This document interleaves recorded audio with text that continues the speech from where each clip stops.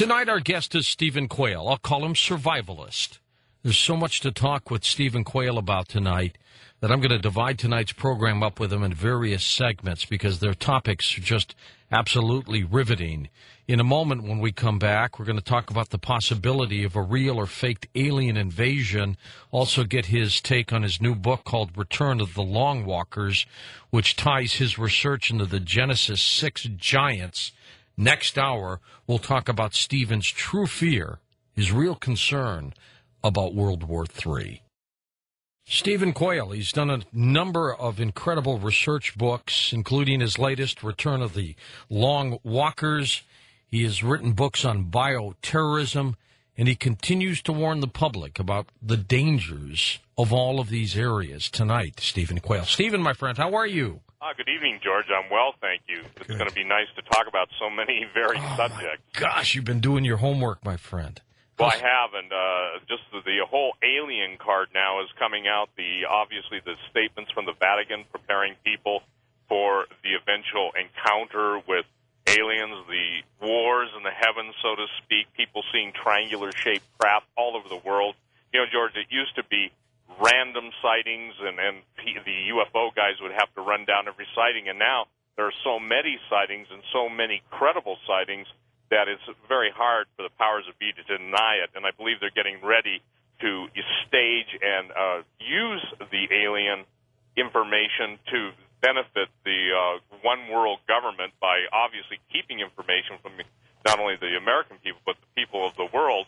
They can therefore use it to their advantage when they need to. So whether they're staging a real alien invasion or they're going to break ranks and allow more information to come out, we're right there in time, and it ties in with all the stuff we're going to talk about tonight. Stephen, years ago, Werner von Braun told his aide, Carol Rosen, and Werner, of course, came from Germany under Operation Paperclip and was probably one of those persons who truly was responsible for the rocketry which got us to the moon.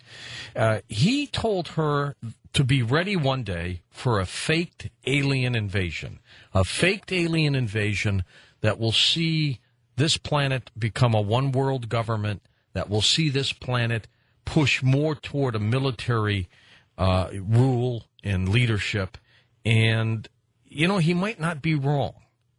Yeah, I don't think he's wrong, George. I think he pretty much gave it away, let the cat out of the bag, because, again, in all the years that I've been writing what I've been writing about, investigating, talking to people in the intelligence community, the military, there is a whole world out there that basically is, I would call, the real world. Well, those of us who are trying to break through and break the veil so that people can understand the way the world globalist, the world elite, is going to use this to basically bring us under. Obviously, if the threat is so great that only by binding or coming together as a world global population, a global entity to take on this threat from outer space, obviously you can see that the people that are going to generate the problem have got the solution. That solution basically is the New World Order, the one world government with the rise of an individual that supposedly was going to promise the planet peace. Obviously, we know that turns the planet into a totalitarian hellhole and obviously puts us into a state of prophetic reality that most people basically will maybe wink at, but when their eyes are wide open and see this stuff, it's going to be more than people standing on a building like a scene from Independence Day. It's going to be in total devastation, in my opinion. And, again, we're now seeing the point where they can no longer keep everything under wraps, because one thing people got to understand, the New World Order has factions. Those factions are fighting, and there are some amazing men and women who are fighting those factions, and the whole revelation of UFOs, ancient technology, the war that's really in what I would call the spiritual realm, the fallen angels, angels, if you will, that have had their wings clipped and now have to resort to a technology that's so vastly superior to what most people think is the Saturn rocket mentality and technology. Again, we're out there already. As I've stated on your show many times, people can't imagine the technology that we now possess, whether it's reverse engineered or the actual integration of agreements, which I believe the fallen angels have made with different governments, and with the promise of alleviating things like global famine, being able to control the weather. And by the way, I think that this plays into some of the eyewitness accounts of people seeing strange craft in the middle of the hurricanes that are being generated. I'm on record as stating that we absolutely have the ability to generate hurricanes, as do the Russians, as do the Chinese, and the weather wars taking place, and the craft, the unusual craft that are being involved in the sightings are prima facie evidence to me that we're right there at that point in time. Stephen, what have you uncovered about Project Bluebeam? Well, Project Bluebeam is like so many of the projects that exist. Obviously, Norio Hayakawa was one that brought a lot of Bluebeam out, but basically the ability to holographically project three-dimensional images, and not only by using a if you will, space-based laser platforms, but being able to use infrasound to accompany, if you will, the voice of God being placed into people's minds. In other words, bypassing their ears and going directly into the auditory cortex in the brain. So Project Bluebeam is a real project, and it's going to be interesting because there's going to come a time when it's going to be hard to separate what is an image or an illusion versus what's the real. And if the real is, quote, almost like a fantasy image, then obviously if the fantasy images can be scary enough or upsetting enough, then people will believe what they're being told. And obviously, if you're generating the threat and if you're able, through technology, to scare the daylights out of the planetary population, then they'll surrender whatever they can or whatever they have to acquire that peace and safety. Give me your scenario if Project Bluebeam is undertaken.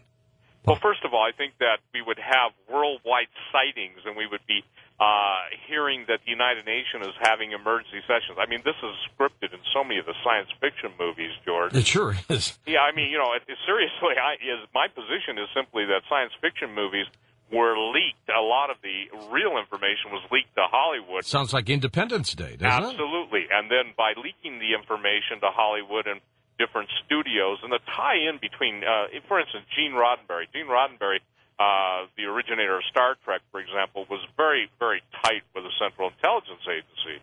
But it's not just Gene. It was the entire Hollywood community that would be tipped off. Most people don't realize that probably one of the lead alien investigators, the man that owns the most implants and does his own funding of this, is Steven Spielberg. That's right. Tom Horn has an amazing story to talk about because I believe it was his niece that was abducted, and had Spielberg knew about her abduction and was literally debriefed by the Spielberg crew. So the fact of abductions, too, this is something we've got to talk about. The fact of abductions plays into the whole Genesis 6 genetic engineering, genetic manipulation. It's funny that in almost every abduction, the sexual probing, the withdrawal of either an egg from the female, sperm from the male, if you will, the sexual violation that so many of these abductees have experienced, it all goes right back to that human-animal or that human-alien hybridization with the movies like The X-Files or the different stories that have been out there that of the crossing of alien-human species. Now, this is, as you know, my position is that it took place in ancient times when the fallen angels who were able to materialize into the realm of humans had sex with earth women, producing the giants. Genesis 6 talks about, which became, obviously, the mighty men of old, mighty men of renown, the giants, if you will, the Herculean figures of history. But now they're doing it a different way, George. The secret labs, this is something I think that when I've literally talked to men who have enough stars on their lapels on his shoulders, Yeah, I'm not talking about people that are retired for 40 years. I'm talking active duty.